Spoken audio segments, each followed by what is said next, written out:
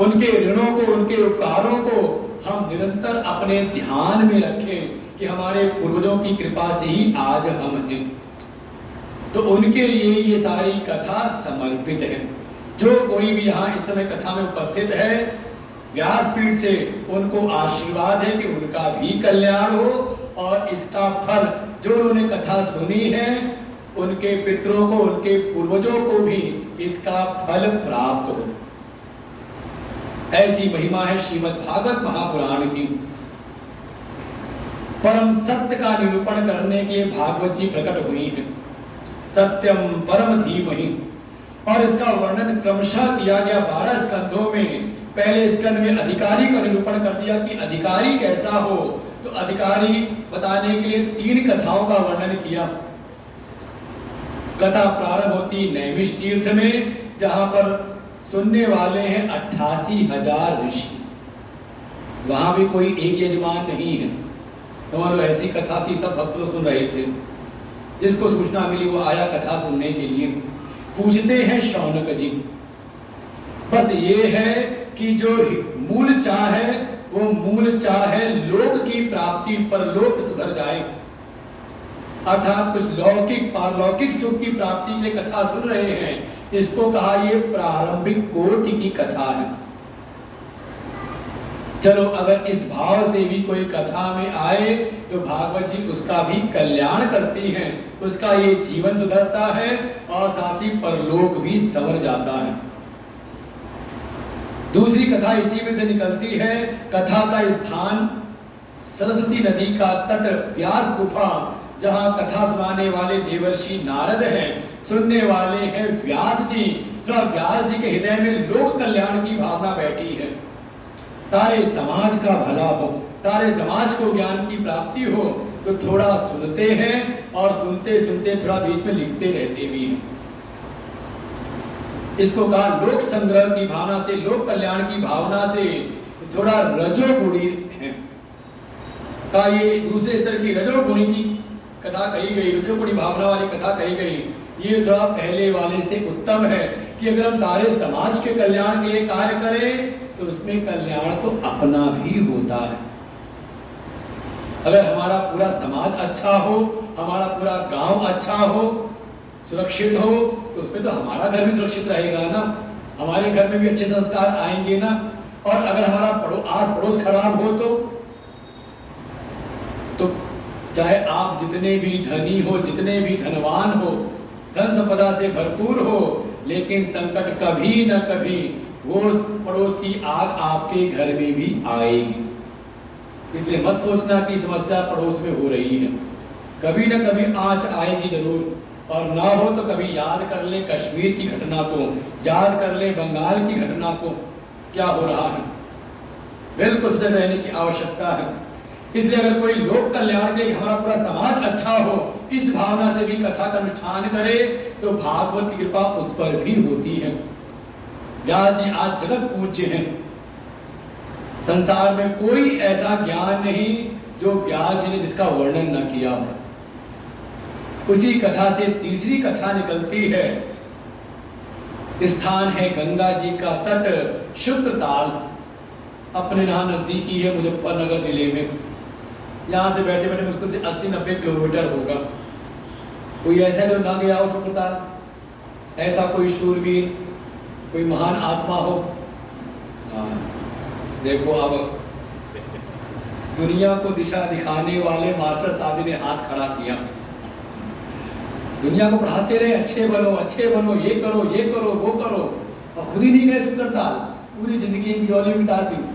जाना जरूर, गाड़ी बुक करो, तुरंत निकल जाओ, माता जी को भी लेके जाओ। माता जी कहाँ बैठी है?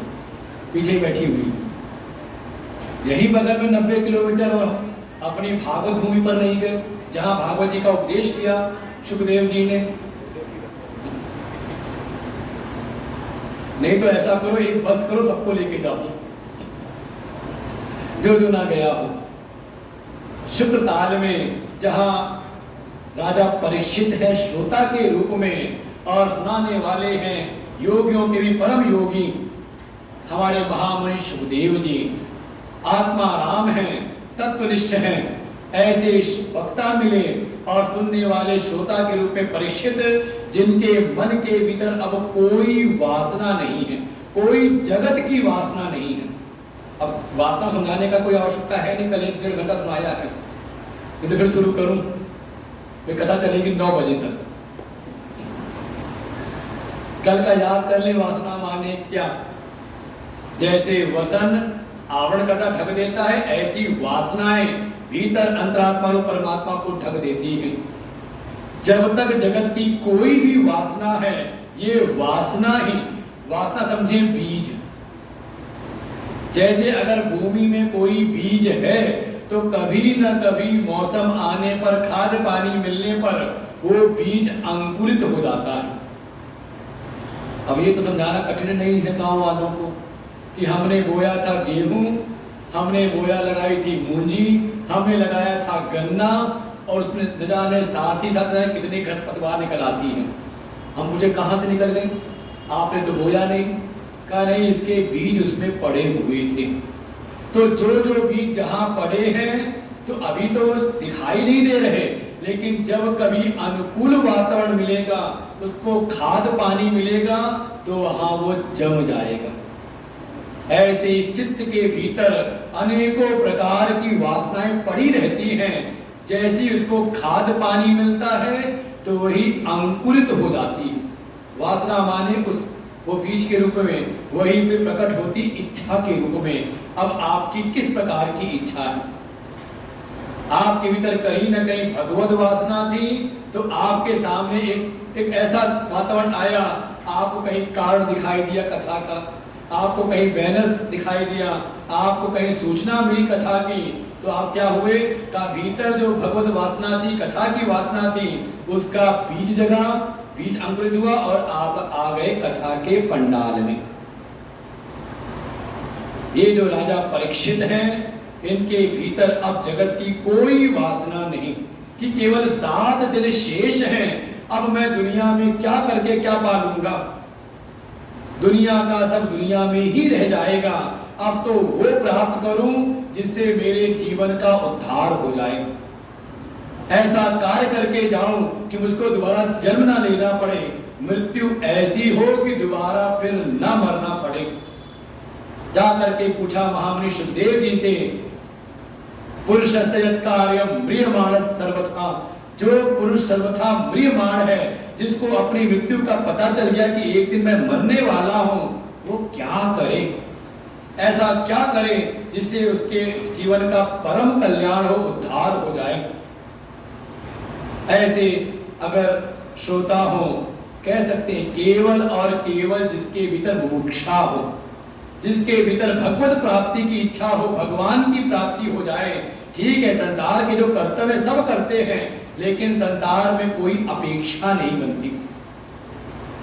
हम जीवन में कहीं ना कहीं थोड़ा सा कुछ करते हैं तो बदले में अपेक्षा बना लेते हैं, हमने इसके लिए किया है तो इससे हमें कुछ मिले।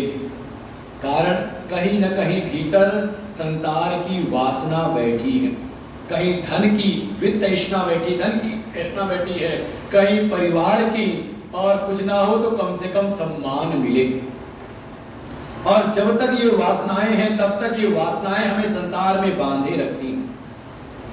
लेकिन जिस क्षण भीतर की समस्त वासनाएं मिट जाएं, ऐसा कहा गया, ऐसे है राजा परीक्षित, ऐसा अधिकारी हो तो भागवत की परम कृपा मिलती है। और कोई ऐसा अधिकारी सदगुरु की शरण में जाए तो ऐसे अधिकारी को पा करके गुरुजन प्रसन्न होते हैं, और उसको जीवन में कौन से साधन करने चाहिए, किस प्रकार से करने चाहिए, कब तक करने चाहिए, उसको साधनों का निरूपण करते हैं। इसलिए दूसरे स्कंद का नाम है साधना स्कंद। और जिसको अपना परम कल्याण करना हो, उद्धार करना हो, मोक्ष प्राप्ति करना हो, उसके लिए प्रधान साधन है सत्संग का श्रवण, कथा सुने, जो सुने उसका मनन करे और उसी का निरंतर स्मरण करे, उन परम तत्व को अपने चित्त में बैठा ले। विचार एक है कि मरण के समय कौन सहायक होगा, ध्यान रखें, कौन कहां तक साथ जाएगा। साथ जाएगा जो आपने नाम स्मरण किया है, आपने जो कथा श्रवण की है, आपने जो संतों की सेवा की है, आपने जो गुरुदेव की शरण में रह के साधना की है, केवल वो साथ जाएगा, वही काम आएगा। बाकी आपने यहाँ जो पढ़ा लिखा, आखिर तो ऐसी होती है कि विद्वान से विद्वान भी सब कुछ भूल जाती है। हमने इतिहास सुना, एक बड़े साहित्यकार थे राहुल सत्यायन, कहते हैं आखिर में उनको सबका सब भूल गया था। और प्रत्यक्ष में हमारा अपना अनुभव यही कंकरखेड़ा में ही, जहाँ से सब कवि लोग आए थे, वहां पर एक परम विद्वान, व्याकरण के परम विद्वान, आयुर्वेद के परम विद्वान इस आश्रम में भी आए, लगभग 90-94 वर्ष के ऊपर उनके देहांत हुआ। और जब मैं गया एक समय मिलने के लिए, बड़े कातर स्वर से उन्होंने कहा, गुरु जी अब सब भूलता जा रहा है, कुछ याद नहीं रहता। तो हमने कहा बस राम राम याद करते हो, मैं हूं ये तो याद है ना, बस समझ लो मेरे आत्मा रूप से परमात्मा ही है, इतना ध्यान है। राम राम केवल करते रहो, भगवान का नाम याद रहे, कि उतना तो याद है। गीता जी उनको कंठस्थ थी, लेकिन कैसा भूलता जा रहा है। एक स्थिति ऐसी कि सब कुछ भूल जाएगा, लेकिन एक चीज याद रहेगा, मैं हूं। भूल जाओगे, मान लो कोई फिल्मों में देखा, उसको भूल जाता है कि मैं कौन हूं, कहां आ गया, मेरा नाम क्या है, लेकिन ये तो याद रहता है ना, मैं हूं। तो ये जो मैं हूं रूप से जो मेरी सत्ता है, यही परमात्मा की सत्ता है। इस बात का स्मरण बना रहे, ये ज्ञान भीतर मिल जाए, यही आपकी अंतिम समय रक्षा करेगा। और संसार का कुछ भी का साथ जाने वाला रक्षा करने वाला है नहीं। ऐसे साधना का निरूपण किया, फिर इसके बाद अब साधना का ज्ञान मिल गया तो कहीं ना कहीं आप जिस परिवेश में रह रहे हो, जिस जगत में रह रहे हो, यहाँ कुछ विघ्न आएंगे, कुछ बाधाएं आएंगी, तो कम से कम समझ के रखो कि ये जगत क्या है। इसलिए तीसरे स्कंद में ईश्वर द्वारा उत्पन्न सृष्टि का वर्णन किया है। ईश्वरी प्रेरणा से ही काल कर्म स्वभाव के द्वारा जो ये जो है प्रकृति, इसमें क्षोभ हुआ, तीनों गुणों में क्षोभ उत्पन्न हुआ, उससे तन्मात्राएं प्रकट हुई और धीरे धीरे सारा जगत उत्पन्न हुआ है। जगत को जानो, तीसरे स्कंद में जगत का व्याख्यान किया, जगत कैसे ईश्वर से उत्पन्न हुआ है। फिर चौथे में ये ईश्वरी सृष्टि में जो ईश्वर द्वारा कृत सृष्टि है, इसमें ये भेद कैसे उत्पन्न हो जाता है। और अगर आपको भेद दिखाई देता है, इसे कहा जीव की सृष्टि, जीव सृष्टि नाम दिया विसर्ग। अगर आपको ये भेद दिखाई देता है, इस भेद रूपी जगत में आप रह रहे हो, तो थोड़ा जीवन में धर्म का पालन करो, धर्म को जानो, अर्थ काम की प्राप्ति धर्म पूर्वक करो, और ध्यान रखो कि इस भेद भावना से एक समय मुक्त होना है। इसलिए धर्म, अर्थ, काम, मोक्ष चारों पुरुषार्थों का निरूपण किया है चतुर्थ स्कंद में। धर्म की कथा में दक्ष की कथा, अर्थ पुरुषार्थ में ध्रुव की कथा, काम पुरुषार्थ में पृथु की कथा, और मोक्ष पुरुषार्थ में पुरंजनोपाख्यान, पुरंजन की कथा सुनाई। विसर्ग को अच्छे प्रकार से जाने, ये भेद क्यों उत्पन्न हो जाता है, और इस भेद भावना से हम कैसे ऊपर उठें। कैसे उठोगे, तो पांचवें स्कंद में समझाया, जो सारे जगत का परम स्थान है, परम मूल है, उसको जानो। ये सारा जगत कहां पर स्थित है, और वहां ज्ञान मिलेगा कि परमात्मा ही सारे लोक लोकांतर के परम स्थान है। ये जो जगत की सारी वस्तुएं नाशवान है, निरंतर नाश की ओर जा रही है, लेकिन फिर भी वो उसकी सत्ता टिकी हुई है। जैसे अपना शरीर देखें, शरीर में हर एक अंग नाशवान है, नष्ट होने वाला है, लेकिन सब टिका हुआ है। कब तक? कहा जब तक भीतर चेतन है, वो सत्ता है तब तक एक ठीक ठाक है, और सत्ता हट जाए तो वास्तव में शरीर की महिमा नहीं है, बल्कि जो इसको स्थापित किए हुए है वो भीतर चेतन, उसको जानो। और जान जाओगे तो पता चलेगा वास्तव में जो परमात्मा है वो अपने शरणागत भाई भगवान को जाना, उनकी महिमा को जाना तो उनकी शरणागति तो लो, शरण में तो आओ। और जब आप परमात्मा की शरण में आओगे तो आपको ज्ञान होगा। छठा स्कंद ज्ञान कराता है कि कैसे भगवान पोषण करते हैं। जो कोई भी, चलो ठीक है पाप हुए, गलतियां हुई, लेकिन एक से पश्चाताप हुआ तो भगवान की शरण में आओ, भगवान के नाम की शरण लो, भगवान के रूप की शरण लो, ध्यान करो उनका, भगवान की अर्चना करो, पूजन करो। और कोई शरणागत हो जाए भगवान के तो भगवान पोषण करते हैं, जैसे एक माँ अपने बालक का पोषण करती है।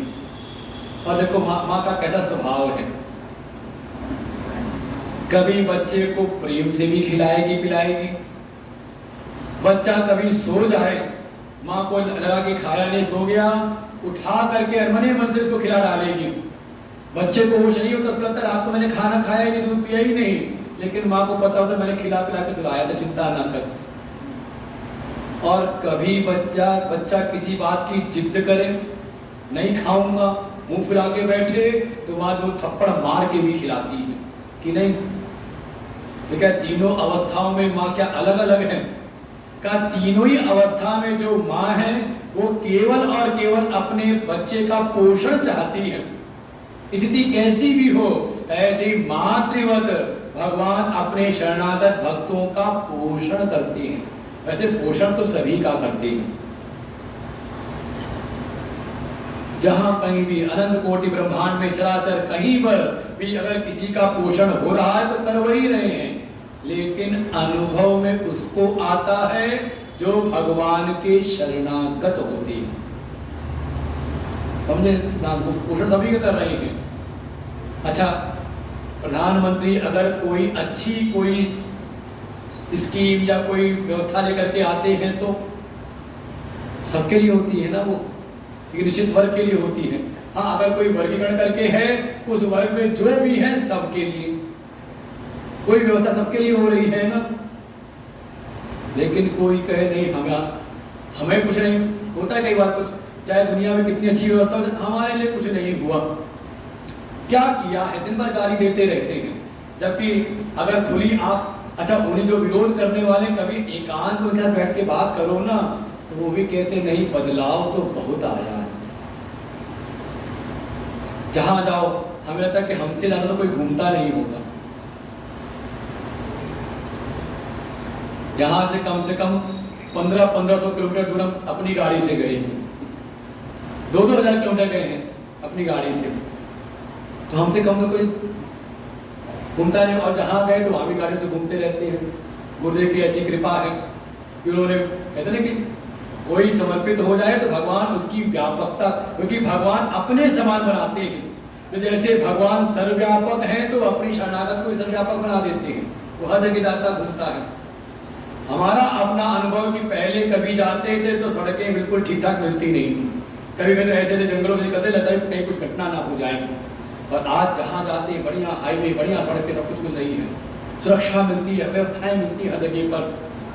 और कम से कम सारी बातें छोड़ो, पूरे विश्व में अपने भारत का डंका जो आज बज रहा है, कहीं पहले बजा हमारे प्रधानमंत्री गए किसी ऐसी जगह पर जहां पर युद्ध छिड़ा हुआ था, और जितनी देर के लिए, और वो तो अभी की बात है, पहले तो घटना ऐसी हुई कि युद्ध प्रारंभ हो गया, रशिया ने आक्रमण कर दिया यूक्रेन के ऊपर। लेकिन वहां से जब हमारे देश के लोगों ने प्रार्थना की, हमारे प्रधानमंत्री ने, विदेश मंत्री ने व्यवस्थाएं बनाई, तो वहां पर गाड़ियां की व्यवस्था की गई, उस पर भारत का झंडा लगा था।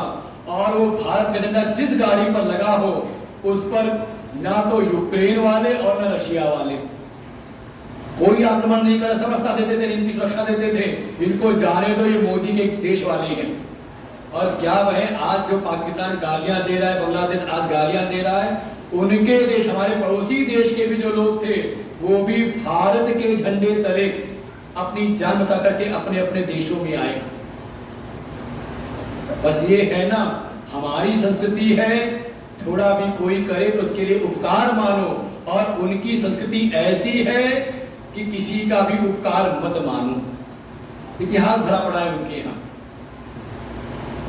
और आज की डेट में कि जितनी समय के लिए हमारे प्रधानमंत्री गए कि चलो युद्ध विराम कराया जाए, युद्ध विराम हो गया, 2 दिन तक कोई बम नहीं चले, और जैसे ही हमारे प्रधानमंत्री वापस आए अगले दिन तो विनाश कहर बरपा दिया रशिया ने। ये समझे अपने देश की स्थिति। किसी की हिम्मत नहीं होती थी कि ऐसे समय जा करके जाए। कोई सोच सकता है कि हाँ चलो वहां जाएं, लेकिन गए वो भी ट्रेन से, 10 घंटे की यात्रा ट्रेन से करके। इतना हिम्मती कोई हो, आज तक कोई हुआ नहीं। रशिया गए तो रशिया में वहां का जो राष्ट्राध्यक्ष है वो गले मिला रहा है, घर मिला रहा है। और अभी कल परसों हमने न्यूज में देखा तो जो अभी अमेरिका गए तो अमेरिका का कह रहा हमारे घर कब आओगे। समझे, ये स्थिति आज तक कभी हुई नहीं। जिनको थोड़ा इतिहास का ज्ञान उनको पता होना चाहिए। या तो दबाव में सरकारें हमारे देश की दबाव में रहती थी, या तो अमेरिका के या तो रशिया के। ये हमारे इतिहास में जो जानकार जानते हैं। एक आज ऐसा समय है कि ये विश्व की शक्तियां आज मोदी के दबाव में रहती हैं। पर्दे के पीछे भले चाहे कुछ करें, लेकिन आज हिम्मत नहीं कि सामने आके मोदी के खिलाफ, हमारे भारत देश के खिलाफ कुछ बोल सकें। व्यवस्था तो है, कहाँ नहीं है, आवश्यकता है जगने की। तो बिल्कुल कह सकते हैं भगवान जो उनकी शरण में रहता है भगवान पोषण करते हैं। जैसे अगर कोई प्रधानमंत्री है, कोई शासक है, अगर कोई व्यवस्था कर रहा है सबके लिए हो रही है, लेकिन समझ में उनको आती है जिनकी बुद्धि थोड़ी ठीक ठाक हो। अब बुद्धि में कूड़ा भरा हो तो कौन उनको समझाए। और षड्यंत्र चलता है तो उनको लगता है कि अगर ऐसी चलता रहा तो हमारी दुकानें बंद हो जाएंगी, तो कैसे समाज को तोड़ो, बांटो, टुकड़े टुकड़े करो। इसीलिए सावधान रहना। हमारे योगी बाबा बिल्कुल सही कहते हैं, बटोगे तो कटना है, नहीं तो फिर बटना नहीं। कम से कम अपने ग्राम समाज में ऐसा भाव रखें।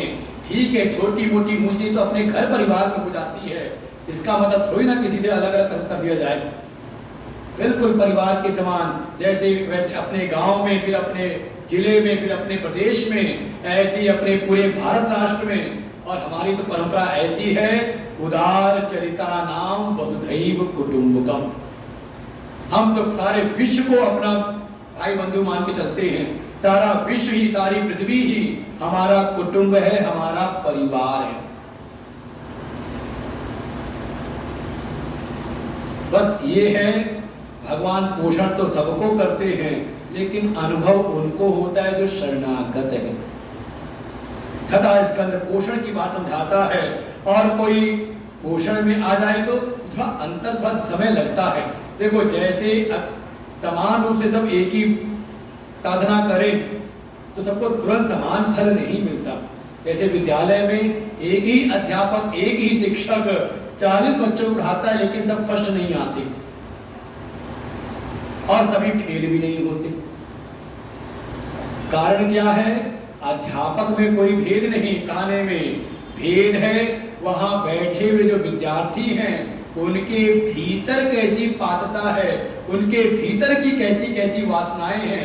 इसलिए सप्तम स्कंद समझाता है वासना के विषय को। उति उतय कर्म वासना, सबके भीतर कोई ना कोई वासना बैठी हुई है। कोई आसुरी वासना में है, कोई मानवी वासना में है, कोई दैवी वासना में है। तो अगर कोई दैवी वासना से युक्त है, त्याग में परिपूर्ण है, तो शायद उसको फल जल्दी मिल जाएगा कथा का। कोई मानवी वासना वाला तो उसको एक सीढ़ी चढ़नी पड़ेगी, दैवी वासना में आना पड़ेगा। लेकिन अगर कोई आसुरी वासना में है तो उसको समय ज्यादा लगेगा, उसको पहले मानवी वासना में आना पड़ेगा, फिर अगली सीढ़ी दैवी वासना में, और फिर उसका उद्धार तत्काल होगा। जैसे हमारा कपड़ा मैला हो जाए तो अच्छा, कई बार होता है हम लोग अपना कपड़ा पहने और घर में ही रहे, कहीं गए नहीं। अगले दिन अगर पानी में डाल करके निकाल के सुखा दे तो भी काम चल सकता है ना। लेकिन कपड़ा पहने थोड़ा घूम फिर करके आ गए, गाँव में कुछ काम में लग गए, बाग बगीचे में कुछ खेती में लग गए, और कुछ मिट्टी लग गई तो अब केवल पानी में डालने से तो काम नहीं होगा ना, अब तो उसमें कुछ सरफ लगाना पड़ेगा, उसमें कुछ साबुन लगाना पड़ेगा और फिर कुछ पीट पाट करके उसको पानी में डाल करके फिर कई बार निकालना पड़ेगा तब ना। और मान लो इसमें कोई गहरा दाग लग जाए तो, कई बार पेड़ पत्तियों का दाग होता है, फल का दाग होता है, और माताओं की रसोई का कपड़ा हो तो हल्दी लग जाए, कुछ और लग जाए तो अब आप कहो कि नहीं आज तो इसको रगड़ रगड़ करके बिल्कुल चमका डालेंगे, तो कोई बुढ़िया भैया होंगी घर में समझदार, कहेंगे अरे इसको इतना मत रगड़, आज ही धीरे धीरे जाएगा, रोज रोज धुलते रहोगे तो एक दिन दाग हल्का होते होते साफ हो जाएगा। अगर एक ही दिन सारा जोर लगा दिया तो दाग जाए न जाए कपड़ा जरूर फट जाएगा, है ना। तो जैसी गंदगी है, जैसा दोष है, वैसा साधना में समय लगता है, धैर्य रहना चाहिए। अगर साधना के मार्ग में प्रतिकूलताएं आ रही हैं, कोई विघ्न बाधाएं आ रही हैं, तो धैर्य रखो, प्रतीक्षा की भावना रहे अपने भीतर। शायद हमारे ही कुछ कर्म ज्यादा खराब होंगे, शायद हमारे भीतर कोई आसुरी वासनाएं होंगी, भगवान उसको साफ कर रहे हैं, थोड़ा समय लगेगा। धीरे धीरे जैसे जैसे वासनाओं का शोधन होता है वैसे वैसे हम आगे बढ़ते हैं। उदय कर्म वासना और वासनाओं का शोधन हो जाए तो तब समझ में आता है ये वासनाएं शुद्ध हुई, सात्विक हुई, तो आपका जो मन है, जिसको आप कहते हो बड़ा चंचल है, बड़ा पापी है, ये तो बाहरी भागा रहता है, ये हमारा मन अंदर आ जाता है, मन हो जाता है अंतर्मुखी, मनवंतर, मनु अंतर, मन हमारा कैसे अंतर आए, अंतर्मुखी हो जाता है। यही अष्टम स्कंद की कथा जिसमें वर्णन आता है गजेंद्र का। सिद्धांत है आपत्ति विपत्ति कभी आए तो भगवान पर भरोसा बनाए रखो, केवल मुंह से नहीं कि भगवान के यहाँ देर है अंधेर नहीं, ये दृढ़ विश्वास हो रक्षा करने वाले प्रभु हैं, भगवान हैं। इसी बात को समझाने के लिए गजेंद्र की कथा है। कहीं न कहीं हमारे पुकारने में देर है, भगवान की कृपा में देर नहीं है, देरी हो रही हमारे भीतर से। इसी में कथा सुनाई भगवान की कृपा कैसे होती है, कथा सुनाई समुद्र मंथन की, कि देखो जो जो भी हमें मिला है किसकी कृपा से मिला है, करने वाले सब परमात्मा है, प्रभु हैं, मंदराचल के नीचे भी हैं, वथानी के ऊपर भी हैं, देवताओं में भी हैं, दैत्यों में भी हैं, सब जगह रह के करते सब खुद हैं, लेकिन सामने भी नहीं आते। हम तो थोड़ा किसी के लिए कुछ कर दें तो जताए बिना हमें चैन नहीं पड़ता। कल ही हमारे कमरे में बैठे थे कुछ लोग, तो कुछ बात चली एसी की, कि दो तरह के एसी होते हैं, पता है कि नहीं। एक लगता है खिड़की में, कुछ दिन तो शांति से रहता है और कुछ दिन बाद कुछ आवाज करता है, खड़ आवाज आती है उसकी। और एक होता है उसका डिब्बा तो दीवार में लगा रहता है, लेकिन जो आवाज करने वाली चीज है वो छत पर रखी होती है, जानते हो ना तुम। अच्छा, काम दोनों करते हैं, ठंडी हवा दोनों देते हैं, शीतलता दोनों देते हैं। तो संजोग से वहां 2-3 सेवक बैठे थे, तो हमने कहा बिल्कुल समझ में आया, हमने कहा जैसे एसी वैसे ही भगत होते, वैसे ही सेवक होते। देखो कोई सेवक हो तो शीतलता तो मिलती, हम अकेले लगे पड़े थे। हमें याद है शुरू जब हम आए थे तो हम थे हमारे सूरज पंडित जी, दोनों 3-3:30 बजे, तब आश्रम आधा छोटा सा आश्रम था, आधा ही था, जहाँ से कुर्सियाँ लगी बस वहां से वही तरफ। तो हम लोग सुबह 3:30 बजे उठ करके अपना सफाई करने लग जाए, 4-5 बजे अपना बाहर कर सफाई करें, कमरे सफाई करें। तो हमारी 3 देवियाँ माता जी आती थी, 2-3 तो दिखाई भी दे रही थी। वो कहे गुरुजी रहने दो, आप ये काम मत किया करो, ये काम हम कर देंगे। तो क्या हुआ, अब हमें करना था, चालू लगाते सफाई करते, कोई सेवक आ गया तो ठंडक मिली ना दिल को, सेवक मिल जाए तो ठंडक तो मिलती है सेवक। लेकिन सेवक शीतलता तो देता है, लेकिन 2 प्रकार का होता है। एक ऐसा है जो थोड़ा आवाज करता रहता, जब तक सुना ना दे 4 बात, अरे देखो हमने ये किया, हमने वो किया, हमने ऐसा किया, हमने वैसा किया। और कुछ होते हैं सेवा भी करते हैं लेकिन पता भी नहीं चलता कि क्या सेवा उन्होंने की। तो कैसा कैसा होना चाहिए? बढ़िया एसी कौन सा है? ये खिड़की वाला या वो जो जिसका डिब्बा छत पे रखा रहता है ठंडक कमरे में और आवाज छत पर? कौन सा एसी बढ़िया है? खिड़की वाला। खिड़की वाले कितने? खिड़की वाला एसी अच्छा होता है। छत वाला अच्छा है ना? छत वाले कितने लोग हैं? छत वाले अब अगर सेवा करके जताने आए ना कि गुरुजी हमने आपके लिए ये किया था, आपको याद है ना उस समय जब आपको ये दिक्कत थी तो हमने ये सेवा की थी आपकी, तो हम समझ जाएंगे ये हमारी खिड़की वाला एसी है, खिड़की वाला एसी वाला सेवक है। और जो ऐसा है कि चुपचाप अपना काम भी करता रहे और गुरुजी को कभी जताने ना आए, कहेंगे देखो ये सेवक कौन सा है? का डिब्बा छत पे रखा हुआ है। वैसे हमने दोनों लगा रखे हैं। जैसे भी हो सेवक अगर आश्रम में आए तो अच्छा है। सेवा पे लगे रहते हैं तो भाव ये रहे कि देखो जो कुछ भी हमें मिला है, समुद्र मंथन ने कहा है कि सब कुछ मिला परमात्मा से है। जो भी हमें प्राप्त हुआ है हमारी योग्यता के अनुसार परमात्मा की कृपा से मिला है। हम कुछ कर नहीं सकते। क्या लेकर आए थे? कुछ संस्कार, कुछ वासनाएं लेकर के आए थे और वही लेके जाओगे। ना तो कुछ लेकर के आए हो, ना कुछ लेकर के यहां से जाओगे।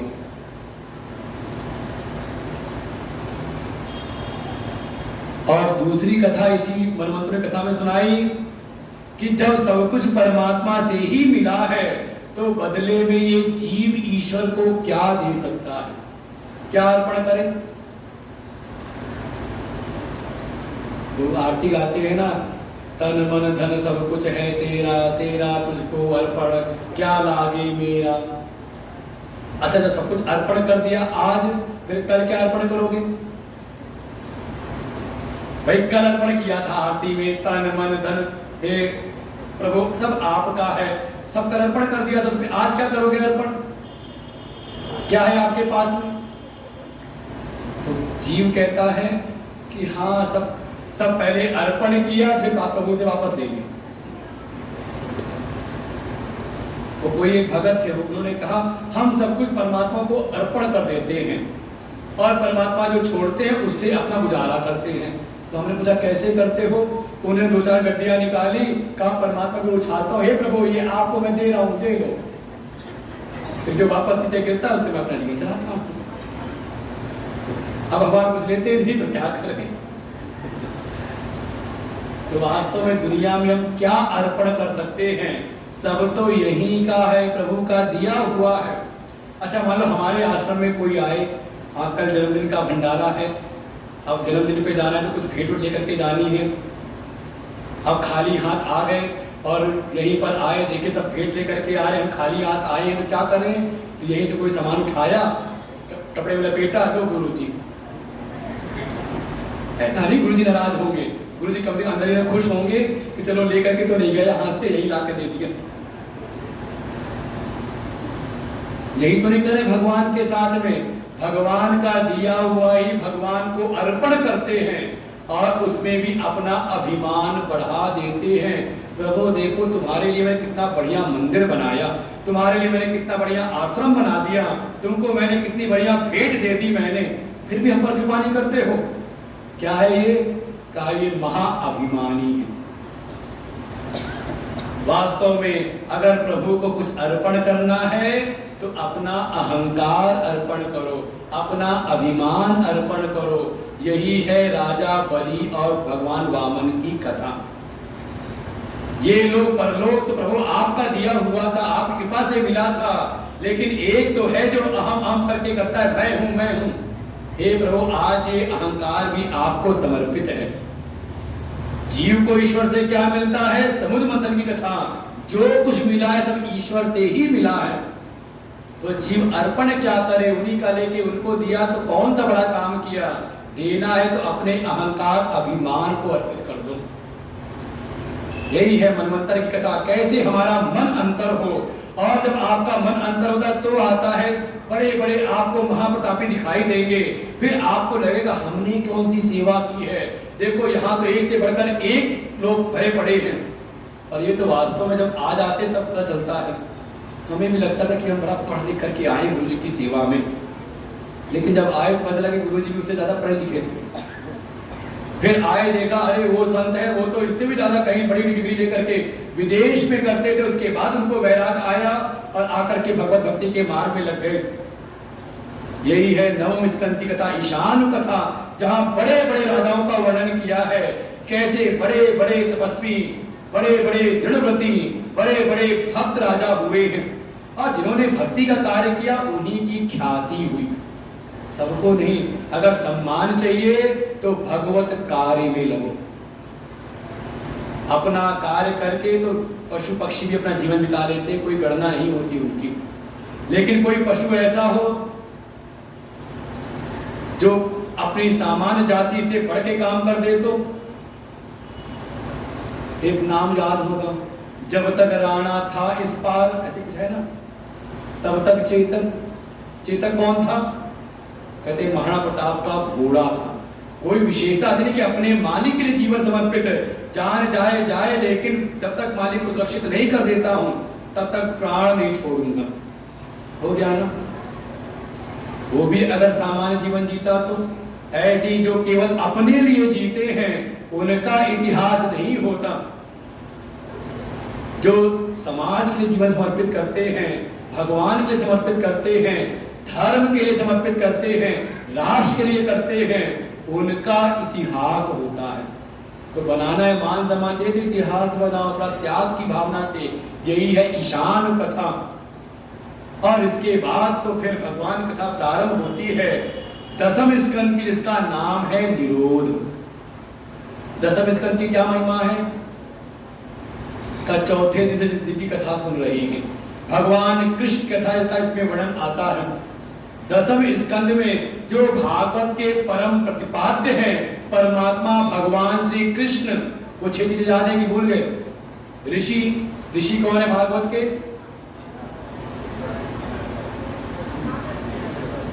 जोर से बोलो, जैसे गली में झगड़ा करते हुए चिल्लाती हो वैसे। ऋषि कौन है? अभी भी आवाज नहीं आई। नारद। फिर अब कठिन वाला पूछे, कीलक क्या है भागवत जी का?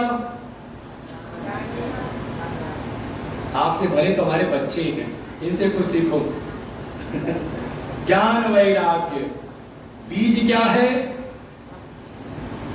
बीज भागवत का ब्रह्म। शक्ति आसान है, शक्ति को बदल के भक्ति कर दो, हो गया। छंद कौन सा है? कहा था बृहति। और देवता कौन है? भागवत के प्रधान देवता कौन है? कौन है? अरे कन्हाई बोल दो ना, कृष्ण बोला जा रहा हो। वो गांव के लोग होते कठिन शब्द नहीं बोले जाते, कृष्ण है किशन, अरे कन्हाई बोल दो। और वाकई ब्रज में कभी किसी ने कृष्ण नाम बोला नहीं, वो सबने बाद में यही कहा कि ये गर्गाचार्य पता नहीं कहां से आए, इतना कठिन नाम लो। कृष्ण तो जीव लड़ जाती है, उलटनी पड़ती है। उन्होंने नाम रख दिया, किसी ने कहा कनु, किसी ने कहा कन्हाई, सब अपने अपने हिसाब से नाम रख लेते हैं। कोई गोविंद, कोई माधव, अलग अलग नाम से, कोई दामोदर, कई कृष्ण नाम। लेकिन देवता है भागवत के श्री कृष्ण। दसम स्कंद में उनकी कथाएं हैं, और कथाओं को लेकर कैसी मनोरम कथाएं।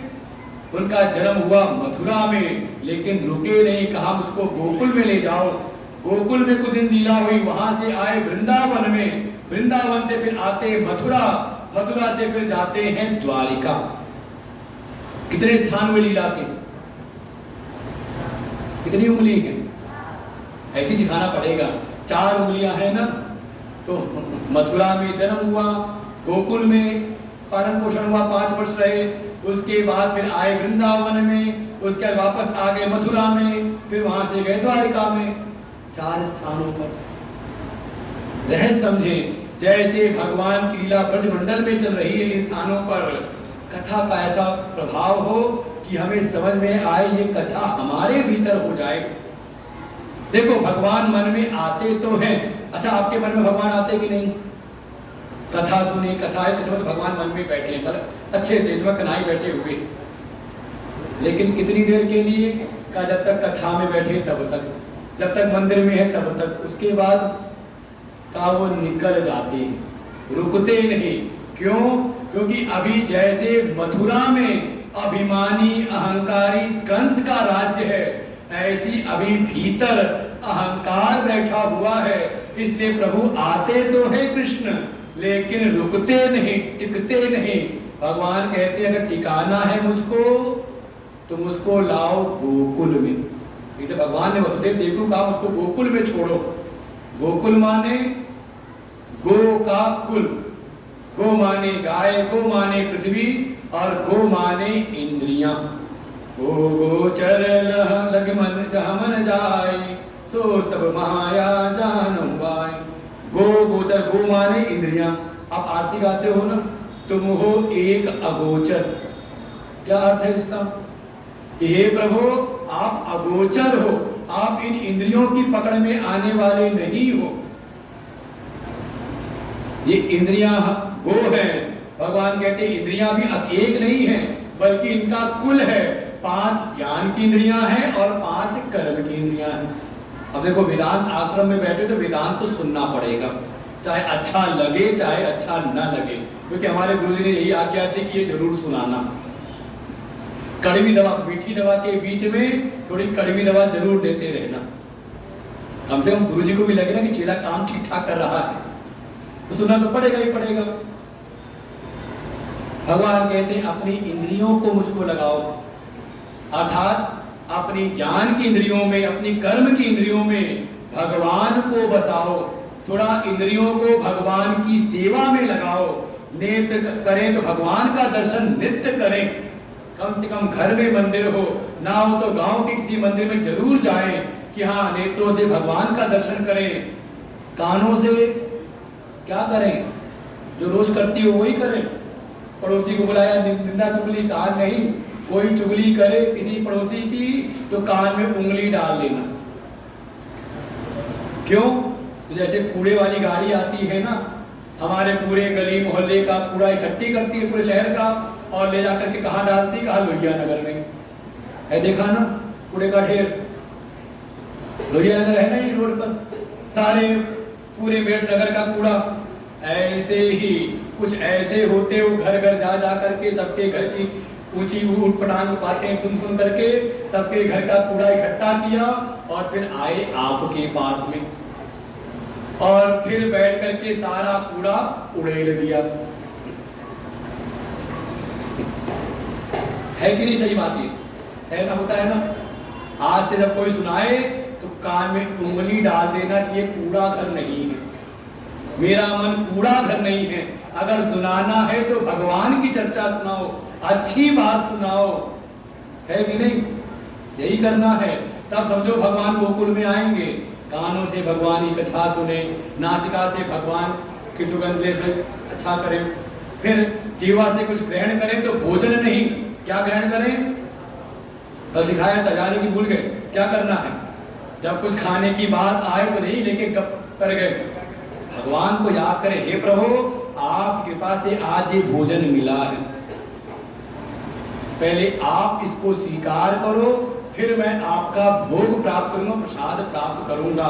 हाथ में जल लो, हे प्रभु आपकी कृपा से मिला है, पहले आप इसको ग्रहण करो, उनको आचमन कराओ, फिर भोजन शुरू करो, तो हो जाएगा प्रसाद। भोजन करना भी आपकी भक्ति हो जाएगी। हाथों से थोड़ा भगवान की सेवा करें, पैरों से भगवान के दर्शन के लिए चले, उनकी परिक्रमा करें। ऐसे जब कोई अपनी इंद्रियों के कुल में भगवान को बैठाता है तो धीरे धीरे पूतना शक्तासुर जैसी जो आसुरी वृत्तियां हैं वो हमारे भीतर से जाती हैं, एकदम से नहीं जाती। सेवा करते करते कुछ काम क्रोध पर विजय प्राप्त होती है, और धीरे धीरे देखो जब आप सेवा करते हो इंद्रियों से तो भगवान से प्रेम होता है। बिना सेवा के मैंने कई बार दृष्टांत दिया है। एक दिन कोई भगवान का विग्रह लाओ, अगले दिन कोई मांगे दे दोगे। लेकिन वही भगवान का विग्रह आप 6 महीने पूजा कर लो और फिर कोई कहे कि अपने ठाकुर जी दे दोगे। इतनी बात, इतनी ममता हो जाती है कि लोग पूछते भी शास्त्र का विधान है कि खंडित विग्रह का पूजन नहीं करना चाहिए। मान लो कोई अंग खंडित हो गया तो कहे किसी संत के पास में, गुरु के पास मुझे कहा इसको प्रवाहित कर दो, दूसरे ले आओ। तो कई बार लोग पूछा करते ऐसे कैसे करते, इतनी पूजा की है, घर के किसी आदमी का हाथ पैर टूट जाएगा वो प्रवाहित कर देते हैं। हमने कहा नहीं, उनका इलाज कराते, वो लौकिक जगत की बात है, लेकिन देव उपासना दैविक जगत की बात है। यहाँ का विधान वहां नहीं चलता है भाई। जैसे आपके गांव का विधान दूसरे गांव में नहीं चलेगा, आपके देश के विधान दूसरे देश में नहीं चलेगा, वहां का अलग विधान है। ऐसे ही लौकिक जगत का विधान दैवी विधान में नहीं चलता, वो एक अलग बात। लेकिन कहने तात्पर्य कि उसे एक अपनापन हो जाता, छोड़ने का मन नहीं करता। ये सब किससे हुआ? कहा सेवा से, जो आपने निरंतर सेवा की। गोकुल इंद्रिय के द्वार से ही भगवान फिर प्रवेश करते हैं हृदय रूपी वृंदावन में। इसलिए वृंदावन में भगवान की प्रेम लीला है, माधुर्य लीला है, और ये हृदय को वास्तव में प्रेम की प्यास है। अब कल से कई लोग हमसे पूछ रहे हैं क्या दे क्या दे, हमने अपना प्रेम दीजिए, बाकी कुछ नहीं चाहिए। बाकी हमारे, और नहीं तो सही बात तो ये है, जब कोई पूछता है ना बार बार, तो हमें संत की बात याद आती है। फिर हम ये कह दे इसीलिए। अब जब कोई सोचे कि क्या दे, कोई पूछे हमसे क्या दे, तो मैं फिर यही कहूँगा जो इन्होंने ना दिया हो मुझको वो आप दे देना। जब हमने सुना कभी एक संत की बात किसी ने कहा, उन्होंने ठाकुर जी को इशारा किया कि जो ठाकुर जी ने ना दिया वो आप दे देना। तो फिर आदमी यहाँ कहते हैं जो हमारे गुरुदेव ने हमको ना दिया हो, आपकी सामर्थ्य हो तो दे देना। इतना बड़ा आश्रम बना के दे रखा है, और क्या चाहिए? इतना बड़ा घर बना के दे रखा है कि हम कम से कम 15 लोगों को लेके रह सकते हैं, गौशाला रह सकते हैं। इससे बड़ा किसी के पास दम हो तो फिर कल खूब देना। तात्पर्य यही है, मुझे का प्रयास करें, सेवा करते करते प्रेम होता है, हृदय के भीतर अपनापन, और हृदय की मूल जो चाह है वो प्रेम की है। हृदय वास्तव में किसी पदार्थ से तृप्त नहीं होता। आप जाओ किसी मित्र के यहाँ, किसी संबंधी के यहाँ, वहां आपको सुविधाएं सारी मिल जाएं, लेकिन अपनापन ना मिले, प्रेम ना मिले, 2 बोल मीठे ना बोले बैठ करके, वहां से जाओगे तो मन में लेके जाओगे, इस बार तो आ गए, अगली बार सोचेंगे, है कि नहीं? और कहीं आप जाओ किसी मित्र, किसी संबंधी के यहाँ पर, शायद सुविधा अच्छी ना मिली हो, शायद आपको देख करके आपको चाय पिलाना भी भूल गया हो, लेकिन बातों में इतना मन रम गया, इतना प्रसन्न हुआ, इतना प्रेम लगा, बाद में जो रूखा सूखा आया खा लिया हमने, शायद ठीक से पलंग नहीं था, जमीन पर बिस्तर लगा के सो गए, लेकिन बात करते करते रात बीती तरह चला नहीं, इतना प्रेम। शायद सुविधा वहां नहीं थी, व्यवस्थाएं नहीं थी, लेकिन जब चलने लगे तो मन होता है मित्र फिर आऊंगा, है कि नहीं? तो हृदय की मूल प्यास है प्रेम की। भगवान अपने इंद्रिय द्वार से, इंद्रियों के झरोके से ही भगवान फिर हृदय में प्रवेश करते हैं और भगवान से हमारा प्रेम होता है। यही है वृंदावन की लीला। और फिर जब प्रेम भीतर आ जाए, देखो सेवा से कहीं ना कहीं अभिमान बचा रहता है। चलो ठीक है, दुनिया का अभिमान नहीं है तो कह सकते हैं रजोगुणी तमोगुणी अभिमान नहीं, कम से कम सात्विक अभिमान है कि मैं प्रभु का सेवक हूं, रहता है, मिटता नहीं। कर्म के द्वारा अभिमान बना रहता है, प्रेम में आकर के वो गलता और झुक जाता है प्रेम में। देखो जहां प्रेम होगा, आपका अपनापन होगा, वहां आप अपना अभिमान नहीं बताते, ऐश्वर्य नहीं दिखाते। आप समझ लें, भगवान की ऐश्वर्य लीला है गोवर्धन। गोवर्धन धारण लीला भगवान का ऐश्वर्य प्रकट हुआ है। और उस समय तक, जब तक 7 दिन तक भगवान गोवर्धन को धारण किए रहे, सारे जितने भी भगवान के सखा थे, राधा जी को आगे आने नहीं दिया सामने। एक दिन कहते हैं कि ऐसा राधा जी के मन में हुआ, चलो अपने गिरधरधारी के मैं दर्शन करूं। कन्हैया ने कैसे लगते हैं गिरधर को धारण किए हुए, वो जैसे ही राधा जी सामने आई, भगवान अपना ऐश्वर्य भूले, 1 सेकंड क्षण भर नहीं, अपना ऐश्वर्य भूले और वो गिरिराज जी डगमगाए हिले। वो दाग जो सुबह लिखता है तो उन्होंने हटाया रात को पीछे से गले से, हम लोग को मरवाएगी क्या? क्योंकि जहाँ परम प्रेम है वहाँ अभिमान तो झुक जाता है, वहाँ हम अभिमान प्रकट नहीं करते। जैसे आप अपने परिवार में बच्चों के सामने क्या होता है, कई बार प्रेम है अपनापन तो अपने को झुका लेते हैं। बच्चा है सदाचार वाला तो वो झुका लेता है अपने आप को, तो प्रेम में झुकता लेकिन पूर्णतया नाश नहीं होता। वहां से भगवान फिर आते हैं मथुरा में। देखो प्रेम हो जाए तो भगवान मन में टिकेंगे, फिर आपको सब याद रहेगा भगवान की सेवा कैसे करनी, कब करनी, किस किस समय करनी है। और भगवान के मथुरा में आते तो आके पहला काम अहंकारी कंस का सर्वनाश, कंस का वध किया। फिर कुछ दिन रहे लेकिन भगवान कहते हैं इस मन रूपी मथुरा से पहुंचो द्वारिका भी। द्वारिका ये जो भीतर बुद्धि है इसका नाम है द्वारिका। जैसे हृदय की प्यास है प्रेम अपनापन, ऐसी बुद्धि की प्यास है ज्ञान। क्यों, कहां, कैसे, हमारे घर के अनेकों प्रकार के विचार उठते रहते, संदेह आते रहते हैं, लेकिन हम किसी संत के पास नहीं जाते। भगवान कहते हैं अगर ज्ञान की प्राप्ति करनी है तो किसी ज्ञानी के पास जाओ, जाना पड़ेगा, बिना गए नहीं। जैसे राजा परीक्षित गए, इसीलिए भगवान वहां से मथुरा से फिर, क्योंकि ये प्रेम विलेम जितना भी हो ना, सेवा प्रेम, एक समय सबका सब दूर होने तक। कब कहा, जब जरासंध का आक्रमण होता है, बुढ़ापा आ जाए तो कहते हैं गुरुजी अब ठीक से पूजा नहीं हो पाती, सेवा नहीं कर पाते, क्या करें ठाकुर जी को, क्या करें। हमने कहा आश्रम में छोड़ तो फिर वही करवाएंगे सेवा। अब जैसे भी है होता है कि अवस्था आने के बाद, कब तक प्रेम के, कैसा प्रेम का, अवस्था आने के बाद फिर ये बाहर के संबंध नहीं चलते। भगवान कहते हैं अगर जरासंध माने, जरा माने बुढ़ापा, संध माने जुड़ जाना, का जरासंध का आक्रमण हो तो द्वारिका में शरण लो, अर्थात बुद्धि की शरण लो। बुद्धौ शरणम अन्विच्छ कृपणा फल हेतव। भगवान गीता में कहते हैं बुद्धि की शरण लो, जाओ किसी ज्ञानवान संत की शरण में और जाके तत्व उपदेश करो। भगवान द्वारिका में आकर के फिर भगवान वहां पर उपदेशक की लीला करते हैं। वहीं से अर्जुन को उपदेश किया है, वहीं से कभी उद्धव जी को उपदेश किया, कभी मैत्री ऋषि आए उनको उपदेश किया है। इधर भगवान द्वारिका में आए तो यहाँ कथा तो हो ही गई थी, अब कथा भी थोड़ी सुन लो। भगवान के कितने विवाह हुए थे? 16,108।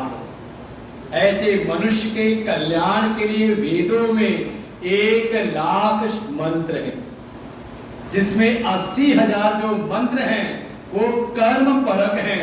जीवन का अनुशासन कैसा हो हमें तैयार करने के लिए, उनको करो किनारे। बचे हुए जो 20,000 मंत्र हैं उसमें जो 16,000 मंत्र हैं, 16,000 मंत्र उपासना परक हैं।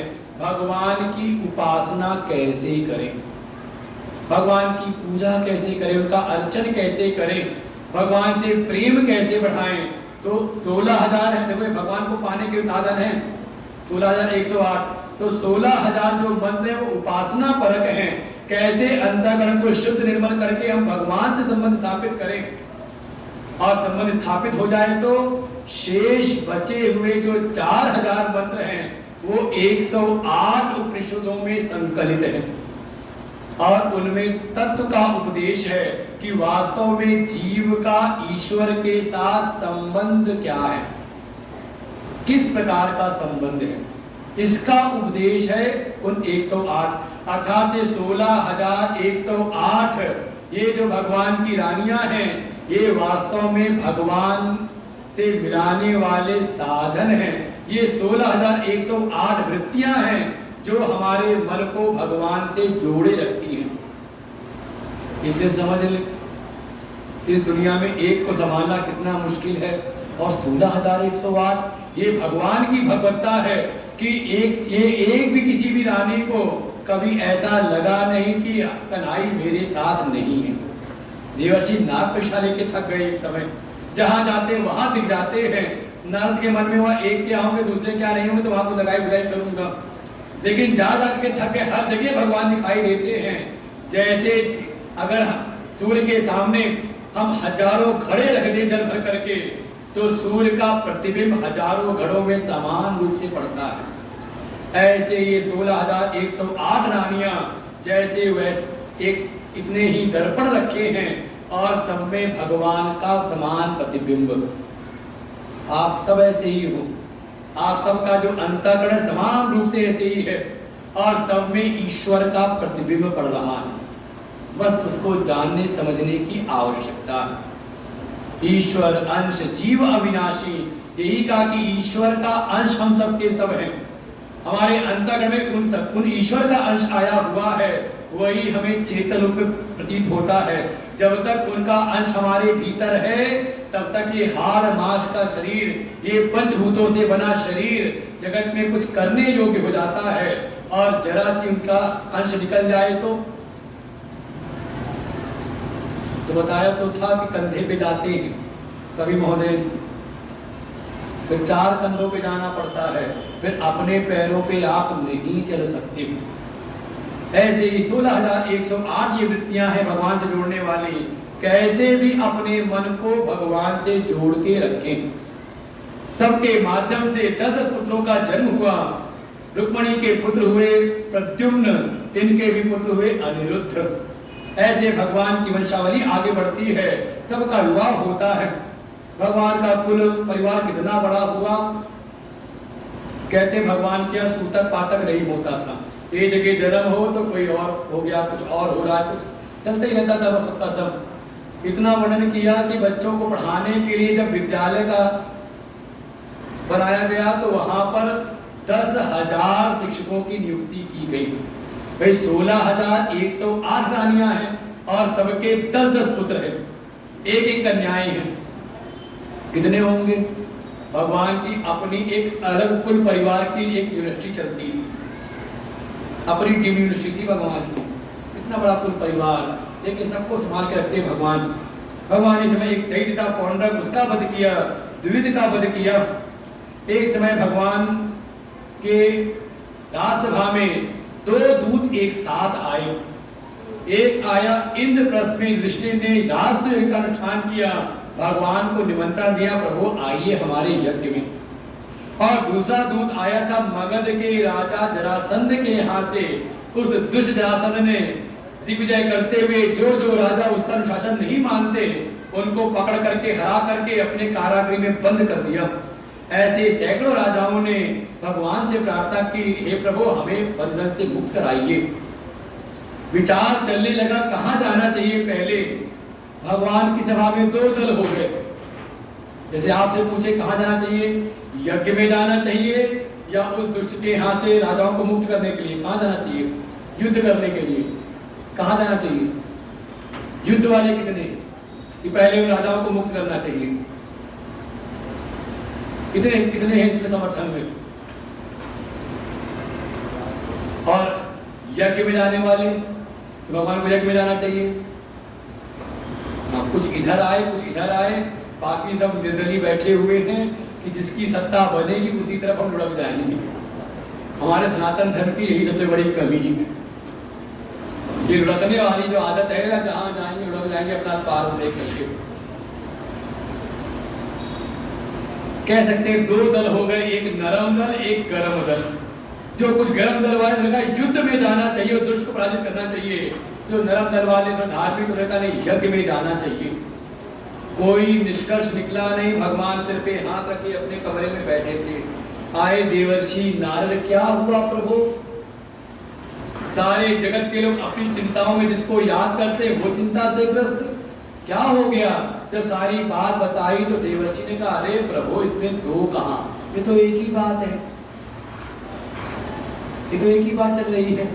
भाई आपके यहाँ आपको निमंत्रण मिला राजसूय यज्ञ में, जब आप वहां जाओगे तो उसका एक नियम है कि सारे देश के राजाओं को अपना सिरमौर मानना पड़ेगा युधिष्ठिर को। तो पक्की बात है सारे राजा मान जाएंगे, लेकिन जरासंध नहीं मानेगा, महाअभिमानी है। तो कहीं ना कहीं यज्ञ को पूरा कराने के लिए आपको तो जाना ही पड़ेगा उसके पास, लेकिन सीधे जाओगे तो आप आक्रांता कहलाओगे, और यज्ञ में गए तो आप तो यज्ञ के रक्षक हैं, इसलिए तो आप अवतार लेते हैं। यही जाइए, भगवान कहते देखो मुझको भी जब धर्म संकट आता है ना, तो समाधान मिलता है संतों से, समाधान मिलता है ऋषियों से। देखो भागवत के देवता है भगवान श्री कृष्ण, और ऋषि है देवर्षि नारद। इसे कभी धर्म संकट लगे तो महाराज जी के पास आ जाए तो पूछा करो कि गुरुजी ऐसी स्थिति में हमें क्या करना चाहिए, और लोग पूछते हैं इस बात को। और फिर भगवान गए रासु यज्ञ में, वहां सभा बैठी, सब जगह से जो दूध गए थे कर लेकर के आ गए, लेकिन जो गया था मगध खाली हाथ आया। भगवान ने कहा ऐसा करो, ये भीम युधिष्ठिर को मेरे साथ भेज दो, जैसे मैं कहूं वैसे। भीम ने उठाई अपनी गदा, अर्जुन ने गांडीव, भगवान ने कहा सब रख दो, ये जाओ ये सब राशि विषुता राजकुमारों की विषुता उतारो, और शुद्ध ब्राह्मण जैसे ये बैठे हुए यहाँ पर एक धोती बांधो, और फिर अंग वस्त्र शरीर पे डाल लो, जनेऊ को थोड़ा और मजबूत मोटा कर लो, दिखाई दे, और हाथ में एक हाथ में सुमेरनी, एक हाथ में कमंडल, चलो ब्राह्मण के वेश में। भगवान स्वयं ब्राह्मण बन करके और दोनों को ब्राह्मण बना के पहुंच गए ये मगध के राजा जरासंध के द्वार पर। वहां जाके भिक्षा की याचना की, सेवक आए, उन्होंने कहा नहीं हम सेवकों से नहीं राजा से भिक्षा लेंगे। समझे, कम से कम उस समय का जो दुष्ट राजा था वो भी दानवीर है। समझ में आ रही बात? अपने मतलब की बात बता रहे हैं ये कि अगर कोई याचक है तो उसको, अगर कोई याचक आया तो उसको जरूर देंगे। ये एक भीतर एक भावना थी। तब का कि 4 स्तंभ थे धर्म के, सत्य, तप, शौच और दान। अब कलयुग में नहीं है, कलयुग में केवल एक सत्य टिका हुआ है, दान की सामर्थ्य भी आज इसमें नहीं है।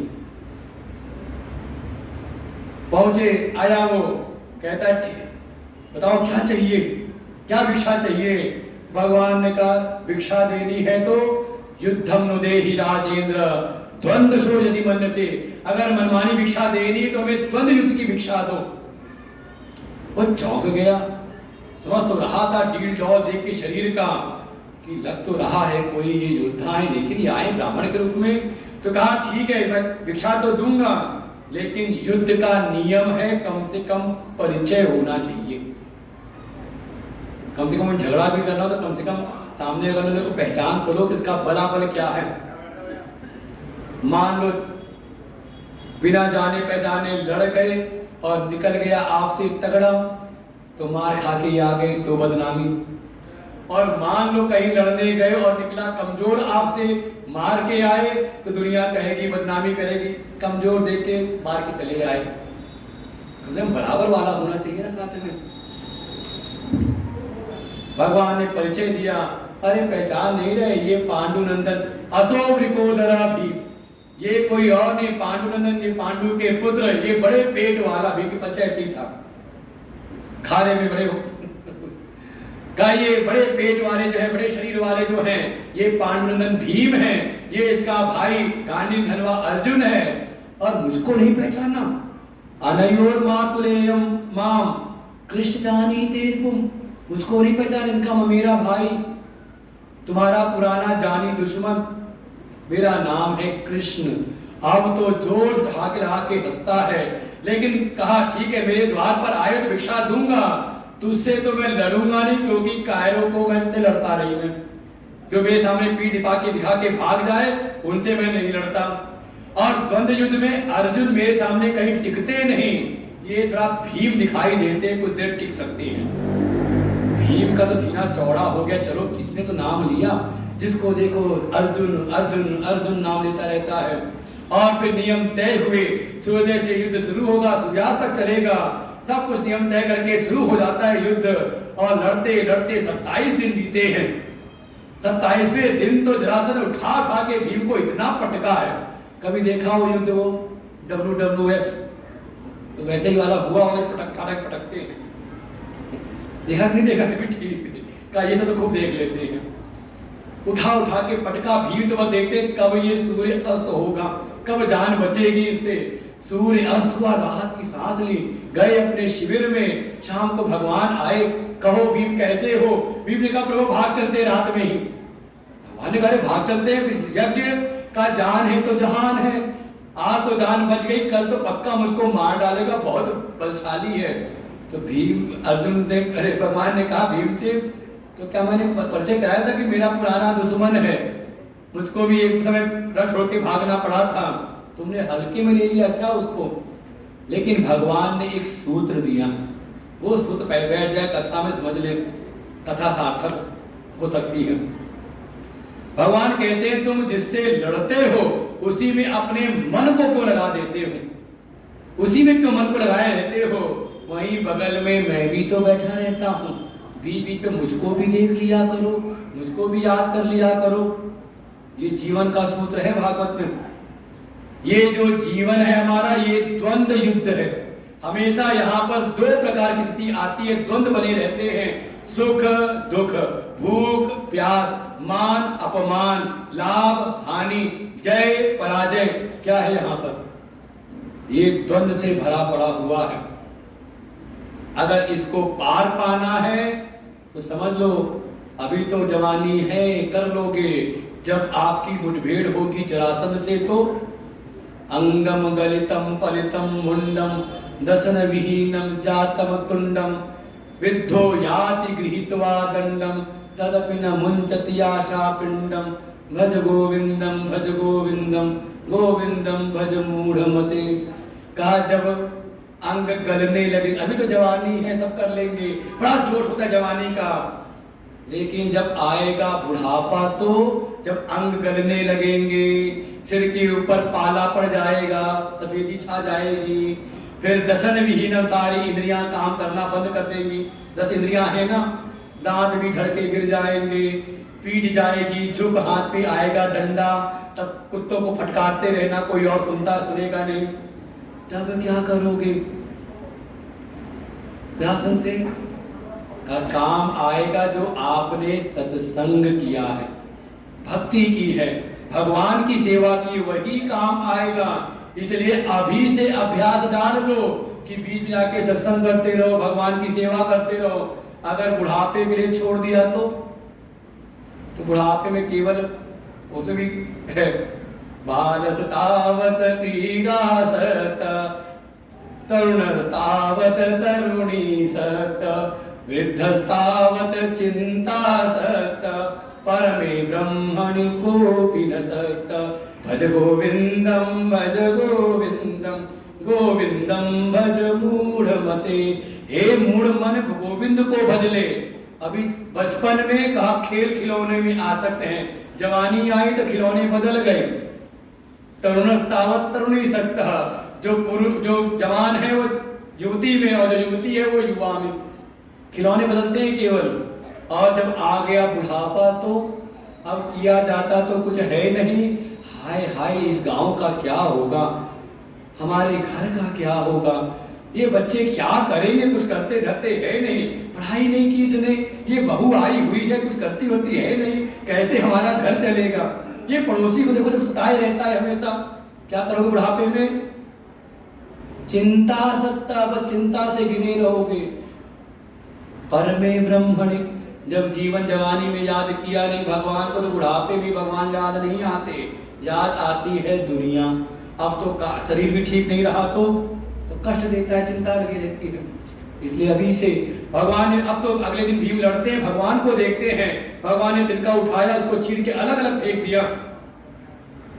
भीम को जैसे युक्ति मिली, जरासंध को पटका, बीच से चीर दिया, 2 हिस्से करके फेंक दिए, लगा कि अब तो ये मरा, लेकिन अगले क्षण आके जुड़ जाता है। फिर दिल से वह ऐसे भी नहीं मरा। उसके बाद फिर भगवान की ओर देखते हैं, लड़ते लड़ते ही भगवान ने अब की बार चीरा तो इसको बिल्कुल उल्टी दिशा में फेंक दिया। भीम ने इसी प्रकार से जरासंध का वध किया। भगवान कहते हैं बीच बीच में सत्संग सुन लो, ये सत्संग में ही विधा मिलेगी। ये जो कहीं ना कहीं हमें दुख मिल रहा है, दुख का कारण है हमने चेतन को भूल करके जड़ में मन को लगा रखा है, इसलिए दुख मिल रहा है। इसलिए सत्संग में आके विचार करो, जड़ का विचार करो। जड़ क्या है, चेतन क्या है, अनित्य क्या है, नित्य क्या है, असत क्या है, सत्य क्या है, इसका विवेक करो। करते तो हैं कि चेतन आत्मा है, शरीर जड़ है, करते हैं ना। लेकिन जहां किया फिर इधर अलग किया और बाहर फिर मिल गया। भगवान कहते हैं तब तक सत्संग करते रहो जब तक पक्के तौर पे ये अलग अलग न पक्का हो जाए कि मैं चेतन हूं और ये जड़ शरीर माया से बना, ये मैं नहीं। जब तक, क्योंकि इसी के द्वारा बुढ़ापे में आपकी रक्षा होगी, इस ज्ञान के द्वारा। जो कुछ भी है, जो कुछ भी दिखाई दे रहा है, उन सब से मैं अलग हूं, सबका साक्षी। जैसे सारे रूपों को, जगत को आंख देखती है, लेकिन आंख को भी जानने वाला भीतर मन है, मन को जानने वाली बुद्धि है, और बुद्धि को भी जानने वाला मैं हूं। उस मैं को जानो, आत्मा को जानो, तब जरासंध से मुक्ति मिलेगी, तब आपको जीवन मरण से मुक्ति मिलेगी। उपाय कोई है नहीं। जरासंध का वध किया, सहदेव को, उसके पुत्र को गद्दी पर बैठाया। सहदेव आते हैं, राष्ट्र यज्ञ में सभा बैठी, भगवान सेवाएं बांटते हैं, सबको सेवाएं दी हैं। भगवान ने अपने लिए 2 सेवाएं ली। जो ब्राह्मण संत आएंगे उनके पैरों को धोने की सेवा, और जब भोजन करके जाएंगे, उठेंगे संत ब्राह्मण, तो उनके पत्तलों को उठाने की सेवा। भगवान ने सबसे छोटी सेवा अपने लिए रखी। हमारे जैसे नहीं, हम तो बड़ा काम चाहते हैं, ये काम मैं करूंगा झाड़ू लगा करके। हम तो कहते हैं, हमारी शशि माता जी हैं, शशि माता जी, उनको देखे जब आती हैं 2-4 अपने अपने संगत में ले आती हैं, और जिस दिन आ जाएंगे पूरा आश्रम अंदर से लेके बाहर रोड तक, आप सबने कई लोगों ने देखा होगा, आ करके कर देना, कोई काम छोटा नहीं। यही जहाँ बैठे हो, यहाँ के आगे कच्चा है तो पूरे गोबर से लीप देती है कि यहाँ की मिट्टी अंदर ना जाए पक्के में, तब दिल से आशीर्वाद मिलता है। हमारे मदन भैया हैं, गौशाला की सफाई सेवा में लगे रहते हैं। राकेश हैं, गुरु जी की सेवा में हरिद्वार में, और पत्नी को यहाँ पे लगा रखा है, बच्चे आते हैं सेवा कर डालते, सफाई कर डालते हैं। छोटी सी छोटी सेवा भी वास्तव में बड़े पद पर पहुंचा देती है। इधर भगवान छोटी सेवा लेते हैं, उधर जब यज्ञ सभा में जब विचार होने लगा अग्र पूजा किसकी की जाए, तो जरासंध का जो पुत्र आया था उसने प्रस्ताव रखा कि अगर इस सभा में कोई अग्र पूजा का अधिकारी है तो भगवान कृष्ण। साधु साधु होने लगा, सारी सभा में भगवान की अग्र पूजा की जाने लगी। लेकिन वहीं पर आया हुआ था शाल्व नरेश, चेदी राज का राजा शिशुपाल और दंतवक्त्र, ये सब आए हुए थे वहां पर। उनको अच्छा लगा नहीं, भरी सभा में भगवान को गालियां देने लगे। भगवान 100 गाली तक सुनते हैं, लेकिन जैसी सीमा पार की भगवान चुपचाप के गर्दन काटते हैं, और उन दोनों के, दंतवक्त्र और शिशुपाल है, इनके शरीर से ज्योति निकली और जाकर के भगवान के चरणों में समाहित हो गई। ये वही जय विजय थे जो पहले आए थे हिरण्याक्ष बन करके, फिर रावण कुंभकर्ण, और तीसरे जन्म में आए थे बन करके शिशुपाल और दंतवक्त्र। तो जब 7 जन्मों का जब पूरा हुआ तो जहां से आए थे वहीं वापस लौट गए। इधर जिन राजाओं को बंधन मुक्त किया था वो भी भगवान की स्तुति करते हैं। और एक भागवत जी का मूल एक ये भी प्रसिद्ध श्लोक है, कृष्णाय वासुदेवाय हरये परमात्मने प्रणत क्लेश नाशाय गोविंदाय नमो नमः। इस मंत्र के द्वारा भगवान की स्तुति की। देखो भगवान के नाम है कृष्णाय, वासुदेवाय, हरये, परमात्मने, और फिर आखिरी में गोविंदाय। कितने नाम लिए? हे गोविंद, हे परमात्मा, हे हरि, हे कृष्ण, हम आपके प्रणत हैं। प्रणत क्लेश नाशाय, किस लिए? आपकी शरणागत किस लिए? कि हमारे जीवन में कुछ कष्ट हैं, क्लेश हैं, आप इन क्लेशों को नष्ट कर दें। और कोई इस मंत्र के द्वारा भगवान की स्तुति करे, उसके जीवन के जो भी संकट हैं बिल्कुल नष्ट होते हैं। ये भागवत जी का एक महामंत्र है। ऐसे ही राष्ट्र यज्ञ पूरा हुआ, भगवान द्वारिका में थे। एक समय उनके एक मित्र, नाम है सुदामा, कृष्णस्यासि सखा कष्टे ब्राह्मणो ब्रह्मवित्तमः विरक्तेन्द्रियार्थेषु प्रसन्नात्मा जितेन्द्रियः। सुदामा आए, उनकी पत्नी ने, उनका तो ज्यादा मन नहीं, लेकिन पत्नी ने बार बार कहा, पत्नी का नाम सुशीला, उसने कहा तो इस समय तैयार हुए और जब पहुंचते हैं द्वारिका, भगवान कैसा स्वागत करते हैं। स्वयं बैठ गए नीचे, अपने सिंहासन पर, अपने पलंग पर बैठाया है सुदामा को। कहते हे मित्र, इतनी देर कर दी आने में। देखो मित्र थे गुरुकुल के, बाल अवस्था के, और जब आए हैं तो कम से कम बूढ़ी अवस्था में आए हैं। कभी झांकी देखी हो तो सुदामा बनते हैं, वो सफेद बाल लगा करके हाथ में छड़ी टेकते हुए। इतनी अवस्था के बाद आए, इतने दिन क्या किया? वो लगता है जैसे भगवान हमारी कहानी सुना रहे हो। भगवान को तो जानते थे बचपन से ही, लेकिन क्या भगवान से मिलने की इच्छा हुई? टालते, कभी जाएंगे, बुढ़ापा आएगा तब चलेंगे सत्संग में भगवान से मिलने के लिए। लेकिन अगर कोई चल पड़े, भगवान कैसा स्वागत करते, कैसी सेवा करते हैं। बढ़िया उनकी सेवा की, सारी रानियों ने आके आरती उतारी, सारी चर्चा होती है, और जब चलने का समय आया तो भगवान ने जैसे वो अपने कपड़े उतरवा के वही पुराने कपड़े दे दिए, उनके साफ करवा के रखे थे, प्रेसेस करवा करके, लो अपने कपड़े पहन करके जाओ। और जब चलते हैं, समझे कोई सुदामा जैसा बने, चलते हैं तो मन के भीतर क्या भाव लेके चलते हैं। देखो मेरे मित्र ने, कृष्ण ने कितना करुणा वाला है, कितनी दया है कि चलते समय मुझको कुछ दिया नहीं। हमें कुछ ना मिले, भगवान की पूजा करते करते ये कहे कि पंचमी बाद इतनी दिन सेवा दिया, आबादी करते हो गए, कुछ मिलता ही नहीं, कोई और देखते ढूंढे। समझे भक्त कैसा होता है। अधनोयम धनम प्राप्य माद्यानुचैन मास्मरेत् इति कारुणिको नूनम धनम मे भूरि ना ददात। देखो कन्हई ने मुझको कुछ भी नहीं दिया। क्यों? क्योंकि कन्हई कितनी करुणा करने वाले, मुझ पर कितनी दया की। उन्होंने मुझको कुछ दिया नहीं, कहीं मैं थोड़ा सा धन पा करके कन्हई को न भूल जाऊं। वास्तव में लोग भूलते बहुत हैं। जब तक ना मिला हो, अभाव हो, संकट हो, तो भगवान के पास में, संतों के पास में, गुरुजनों के पास में, और थोड़ी संपत्ति मिल जाए तो फिर तो रुपया गिनने में लग जाता है कि भगवान की याद कहाँ आती है।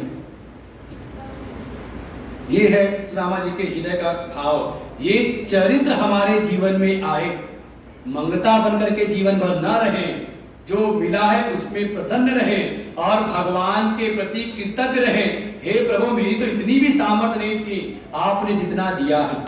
हमें तो हर क्षण लगता है जितनी सामर्थ नहीं थी उससे कई गुना बढ़ के हमें गुरुदेव की कृपा मिलती। जो सोचा भी, जो अकल्पनीय था, हमारे साथ के जो पढ़े लिखे अभी भी केवल 2-4 परिवार, अपना घर परिवार पाल रहे हैं, और हमें लगता है गुरुदेव की कैसी कृपा है। देखो इतने सारे बच्चे आराम से पलते बढ़ते रहते हैं, लगता ही नहीं कि हाँ कोई बड़ा बहन हो रहा हो। शायद घर में रहते, परिवार में रहते तो 1-2 गाय पालना मुश्किल होता। कितने तो गाय पालते, दूध मिला, उसके बाद दूध देना बंद भी छोड़ देते जंगल में, तो गाय हमारी वैसी भी है गाँव की। लेकिन गुरुदेव की ऐसी कृपा, ऐसी सामर्थ कि लगता है कि और आ जाए, जगह बढ़ जाए तो और बढ़ा दे, जगह कम पड़ जाती है। वास्तव में ये भाव रहे, सदैव भगवान के प्रति कृतज्ञ की भावना। और भगवान को क्या अर्पण गए? तो लेके क्या गए सुदामा जी? क्या लेके गए थे? 4 मुट्ठी चावल, वो भी 4 घर से मांग करके। वास्तव में भगवान को ले जाना है, देना है तो भगवान बाहर की संपत्ति से नहीं, बाहर के द्रव्य से नहीं, आपने अपना मन अर्पण किया कि नहीं किया, अपनी बुद्धि अर्पित की कि नहीं की, अपना चित्त अर्पण किया कि नहीं किया, अपना हृदय अर्पण किया कि नहीं किया। हम दुनिया भर के द्रव्य तो करते हैं, अहंकार बढ़ा लेते हैं, मन बुद्धि चित्त तो संसार में लगा रहता है। ये भगवान को भेंट दे सकते हो। और जब लौटे हैं वहां से तो देखा पूरा गांव का कायाकल्प हो गया। जैसा ऐश्वर्य द्वारिका का, वैसा ऐश्वर्य हो गया सुदामा कुटी का, सुदामा के नगर का। वास्तव भगवान जिसको कुछ नहीं देते, वास्तव में उसी को सर्वस्व दे देते। और यही स्थिति हमारे गुरुदेव की है। हमें भी लगता था कहाँ भेज दिया हमको, मेरठ में। बाकी सारे आश्रम जाके देखना, हमारे अजूरिंदा जाके देखते हैं, वो भी कहते हैं देखो कितना बढ़िया हरिद्वार का आश्रम है, बिल्कुल लगता है 5 स्टार होटल हो। जाके देखो बढ़िया सुविधाएं हैं वहां पर। लखनऊ जाओ तो वहां बढ़िया बिल्कुल विस्तार, आश्रम कितना बड़ा, आगे से पीछे जाने में थक जाए। मोहनी सीता पर बड़ा आश्रम, हमें लगता था कि कहाँ लाके भेज दिया, लेकिन लगता है गुरु जी ने जब कुछ नहीं दिया, मतलब जो दिया उसमें लगा इतना कुछ दे दिया कि आज लगता है कि संभालना मुश्किल लगता है। उन्हीं कृपा से यही भगवान की सत्ता है, यही सद्गुरु की सत्ता है। जिसको लगता है कि कुछ नहीं दिया, वास्तव में उसी को अपना सर्वस्व देकर के जाते हैं। समझने की दृष्टि आनी चाहिए। सुदामा जी की कथा सुनाई और भी कुछ कथाएं हुई। भगवान कुरुक्षेत्र में गए और फिर धीरे धीरे सारे कहते कुरुक्षेत्र में जा करके जितने भी दुष्ट थे महाभारत का युद्ध के द्वारा सबका संहार कराया। आखिर में देखा क्या कि मेरे यदुवंश के जो बालक है, देखो दशम स्कंद की कथा है, ऐसी कथा भगवान की लीलाओं को सुनते सुनते, उनके नाम रूप गुण लीला धाम इसकी चर्चा सुनते सुनते का मन हो जाता है शांत, निरुद्ध। इसलिए दशम स्कंद का नाम है निरोध। अच्छा, इसमें मन शांत है कि नहीं? कितनी शांति है, देखो है ना, लग रहा सुई भी गिर जाए, है कि शांति? कोई आवाज आ रही है? यही है कथा का परिणाम। जब भगवान की कथाओं को सुनते हैं, सुनते सुनते सुनते ही सीता कर दुख भागा, सारी व्यथाएं दूर होती, मन शांत होता है। और जब मन शांत हो जाए तो प्रवेश करो एकादश स्कंद में, जिसका नाम है मुक्ति।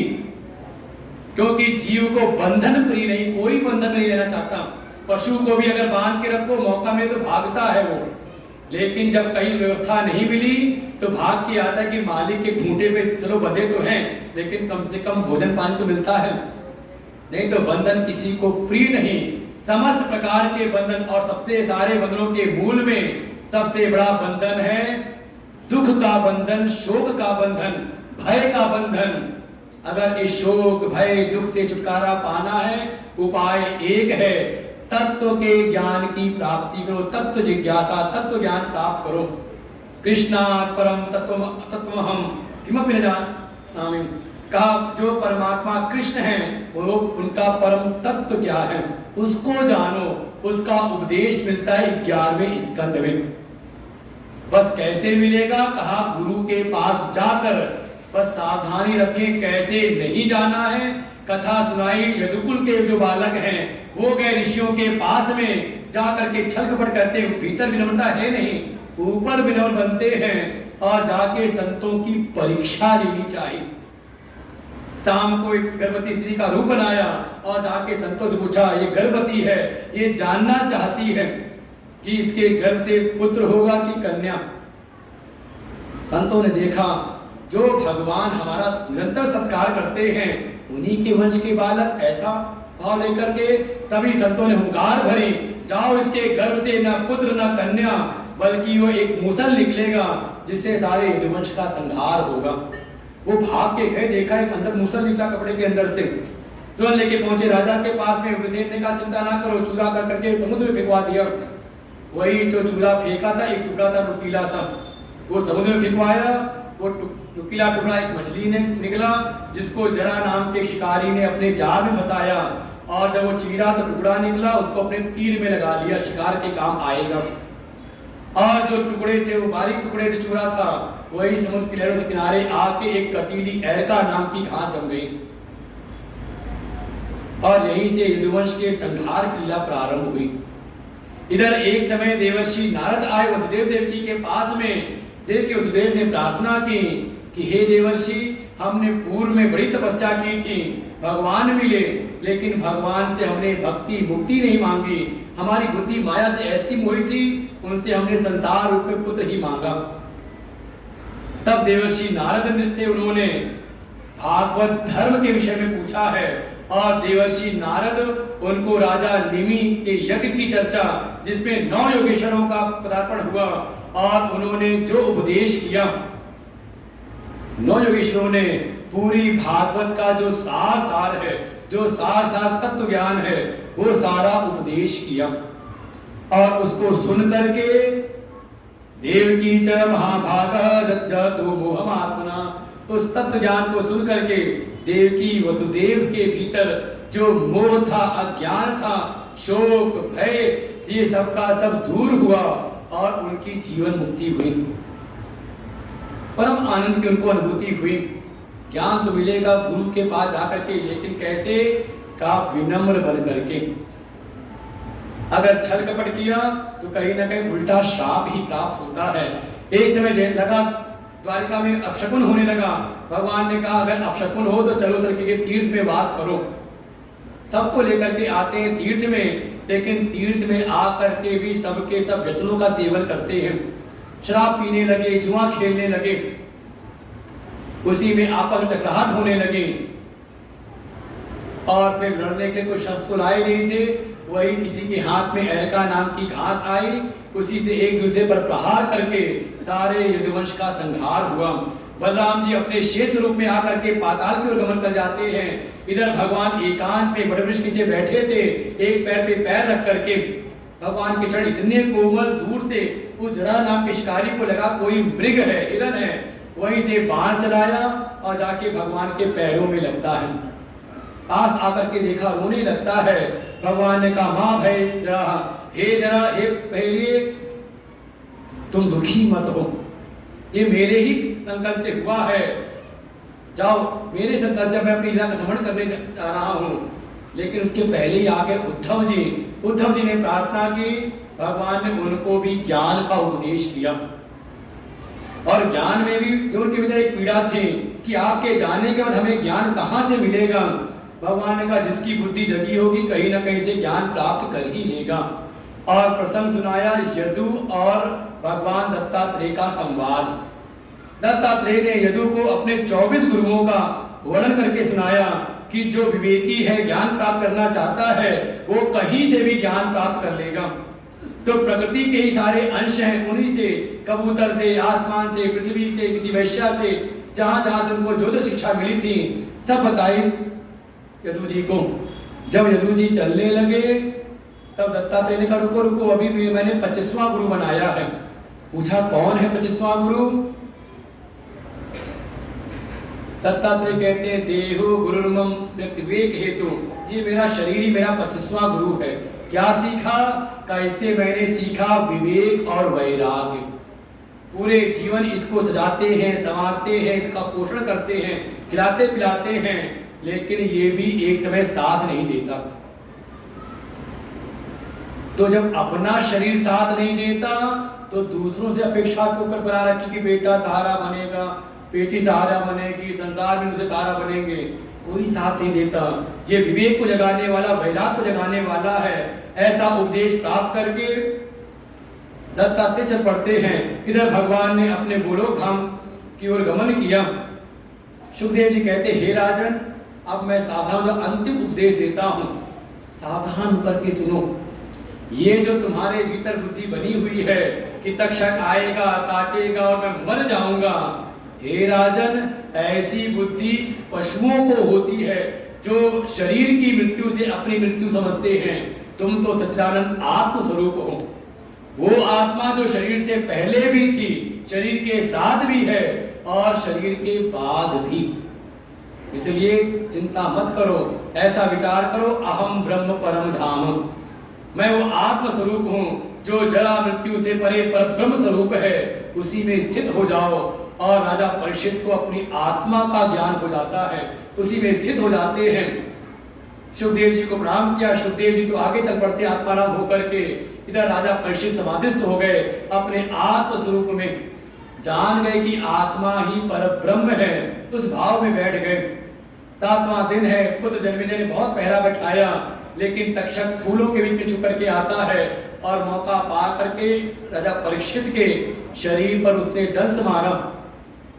राजा परीक्षित का शरीर नष्ट होता है, लेकिन राजा परीक्षित की मृत्यु नहीं होती, क्योंकि मृत्यु के पूर्व ही उनका मोक्ष हो गया।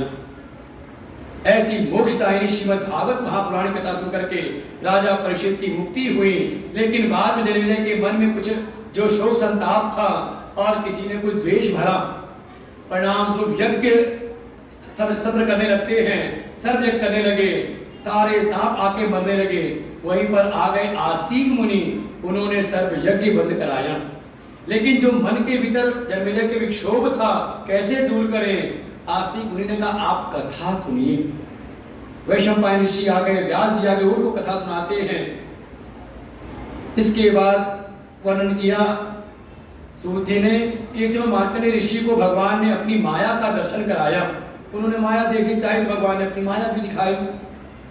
और फिर कथा का उपसंहार करते हैं सूत जी। आदि मध्यावसानेषु वैराग्याख्यान संयुतम, और कहते हैं श्रीमद् भागवत की जो भी कथाएं हैं, इसमें जो भगवान के नाम रूप गुण लीला धाम, इसकी चर्चाएं किस लिए हैं कि थोड़ा संसार से हमारा मन हटे और भगवान से जुड़े। और जब भगवान से जुड़ता है तो हृदय शुद्ध होता है, और जब हृदय शुद्ध हो जाए तो जो वेदांत का सार है उस ज्ञान को हम प्राप्त करें। क्या ज्ञान है कि ब्रह्म और आत्मा एक है। जो मैं हूं सो परब्रह्म है, जो परब्रह्म है वही मैं हूं, लेकिन देह से अलग, बुद्धि मन से अलग, भीतर चेतन आत्मा है वो सत्ता, ये सबकी सत्ता एक है, कोई भेद नहीं। इस ज्ञान को कराने के लिए ही भागवत जी का प्राकट्य हुआ है। कस्मै येन विभासितोऽयमतुलो ज्ञानप्रदीपः पुरा तदरूपेण च नारदाय मुनये कृष्णाय तदरूपिणा योगीन्द्राय तदात्मना भगवद्राताय कारुण्यतः तच्छुद्धं विपुलं विशोकमृतं सत्यं परम धीमहि भवे भवे यथा भक्ति पादयो तव जायते तथा कृष्ण देवेश नाथ त्वं जोरत प्रभो नाम संकीर्तनं यस्य सर्वपापप्रणाशनं प्रणामो दुःखशमनस्तं नमामि हरिं परमं जन्माद्यतोऽन्वयादितरत चार्थेषु विज्ञस्वरात् तेने ब्रह्महृदायादिकवये मुह्यन्त्यसूरयः तेजो वारिमृदां यथा विनिमयो यतति सर्गो मृषा धाम्ना स्वेन सदा निरस्तकुहकं सत्यं परम धीमहि सत्यं परम धीमहि। हमारी बुद्धि परम सत्य में आकर के स्थापित हो। थोड़ा भगवान का कीर्तन करें, भगवान की सेवा करें, भक्ति करें, भगवान के चरणों में प्रेम हो, जिससे हमारा हृदय शुद्ध हो और बुद्धि परम सत्य में स्थित हो जाए, जिससे कि हमारा भी कल्याण हो और हमारे निमित्त हमारे जो पूर्वज हैं, पितृगण हैं, उनका भी परम कल्याण हो। इसी भाव के साथ इस कथा का यह अनुष्ठान किया गया था। तो इस भागवत पीठ के द्वारा सभी को यहाँ पर आशीर्वाद है कि आप सबको भागवत जी का आशीर्वाद कृपा प्राप्त हो, आपका भी कल्याण हो और आपके पितरों पूर्वजों का भी परम कल्याण हो, और भगवान की भक्ति में हम लगे रहें। यहाँ पर अत है, इति नहीं है। यहाँ पे प्रारंभ है लेकिन विश्राम नहीं, समापन नहीं है। कथा भी कहते विश्राम होती फिर भगवान की इच्छा होगी, और आप लोग का भाव देखे तो लगता है कि कथा जल्दी जल्दी करनी चाहिए कि नहीं? ताली किस लिए बजाएगी? जो सब सुना उसको उड़ाने के लिए करनी चाहिए कि नहीं? नहीं, हाँ की आवाज नहीं आ रही। थोड़ा ऊंचा सुनते हैं महाराज जी। करनी चाहिए पक्का? कब? ठीक है, जब इतने लोगों का संकल्प है तो पंचमुखी महादेव कम से कम इतना जोर से बोलो कि पंचमुखी महादेव को सुनाई दे।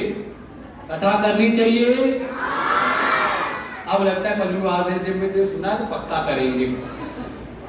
तो भाव रहे, कम से कम अपने इस बिजौली गांव को हम वास्तव में खुदे कृपा से आप भारत के मानचित्र में क्या विश्व के मानचित्र में हो, देश विदेश के लोग जानते हैं, देखते हैं वेदांत आश्रम को, बिजौली को, इन बटुकों की फोटो के द्वारा, संतों के आशीर्वादों के द्वारा, कवों के द्वारा। ऐसे ही हम आगे बढ़ते रहे, सभी का कल्याण हो।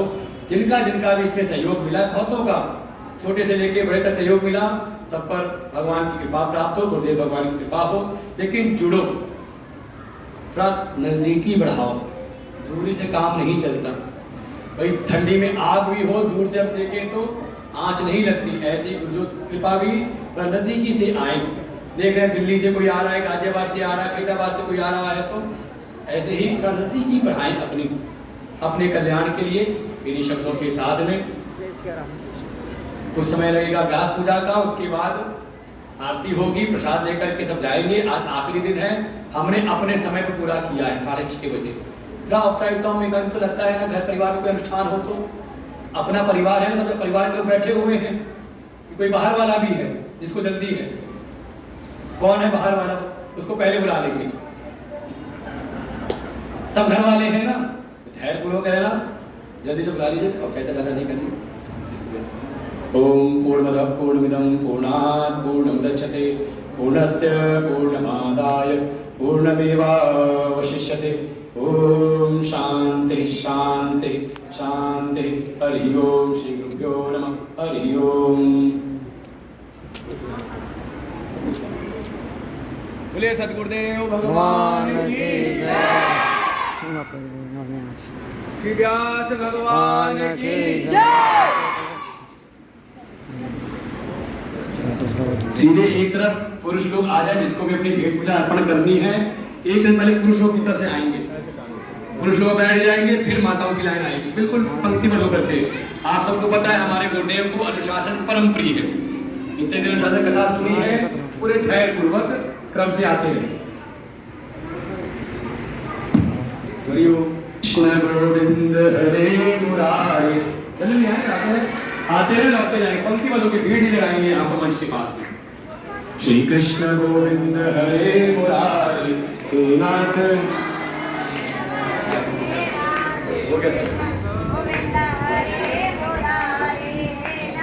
मुझे स्वामी जी के व्यास भजन के लिए मैं आमंत्रित करता हूँ श्री प्रवीण कुमार जी फरीदाबाद।